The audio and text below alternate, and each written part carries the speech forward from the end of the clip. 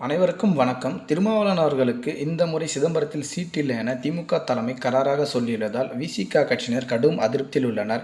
கடந்த நாடாளுமன்ற தேர்தலின் போது விசிகவுக்கு 2 தொகுதிகள் ஒதுக்கீடு செய்யப்பட்டது. அந்த ஒரு தொகுதி சிதம்பரத்தில் திருமாவளவன் அவர்கள் பானை சின்னத்திலும், விழுப்புரம் தொகுதியில் ரவிக்குமார் அவர்கள் உதயசூரியன் சின்னத்திலும் போட்டியிட்டனர். ஆனால் ரவிக்குமார் அவர்கள் எளிதாக வெற்றி பெற்றார். சிதம்பரத்தில் திருமாவளவன் அவர்கள் கடுமையான போராடியே வெற்றி பெற்றார்.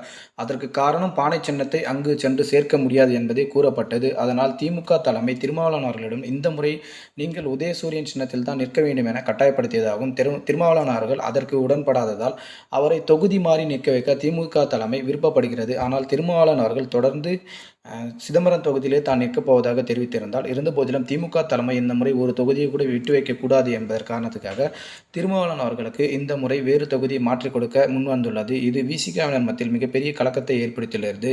திருமாவளவன் அவர்களை கடலூர் தொகுதியிலும், ரவிக்குமார் அவர்களை மீண்டும் விழுப்புரம் தொகுதியிலும் நிற்க வைக்க திமுக தலைமை முயற்சி மேற்கொண்டு வருகிறது. இந்த முடிவு விசிக மத்தியினரிடையே கலக்கத்தை ஏற்படுத்தி இருந்தாலும், திமுக கூட்டணியிலிருந்து தற்போது விலகி வேறு கூட்டணியில் செல்ல முடியாது என்ற காரணத்தால் விசிக தலைமையிலும் மு.க.ஸ்டாலினின் இந்த முடிவுக்கு டிக்கெடுத்ததாக கூறப்படுகிறது. எனவே கடலூரில் திருமாவளவன் அவர்களும், விழுப்புரத்தில் ரவிக்குமார் அவர்களும் போட்டியிடுவது கிட்டத்தட்ட உறுதியாகியிருக்கிறது. இந்த முடிவு தற்போது சமூக வலைதளங்கள் வைரலான நிலையில், பாஜக தலைவர் அண்ணாமலை அன்றே சொன்னது போல இந்த முடிவு ஏற்பட்டிருப்பதாக பாஜகவினர் ட்ரோல் செய்துள்ளனர். திருமாவளவன் அவர்கள் சரியான இடத்தில் இல்லை எனவும், அவர் கூட்டணி மாற வேண்டும் என அன்றே பாஜக மாநில தலைவர் அண்ணாமலை எச்சரிக்கை விடுத்தது குறிப்பிடத்தக்கது. தொடர்ந்து அரசியல் சார்ந்த காணொலிகள் தெரிந்து கொள்ள நம்முடைய சேனலை சப்ஸ்கிரைப் செய்யுமாறு அன்போடு கேட்டுக்கொள்கிறோம். நன்றி, வணக்கம்.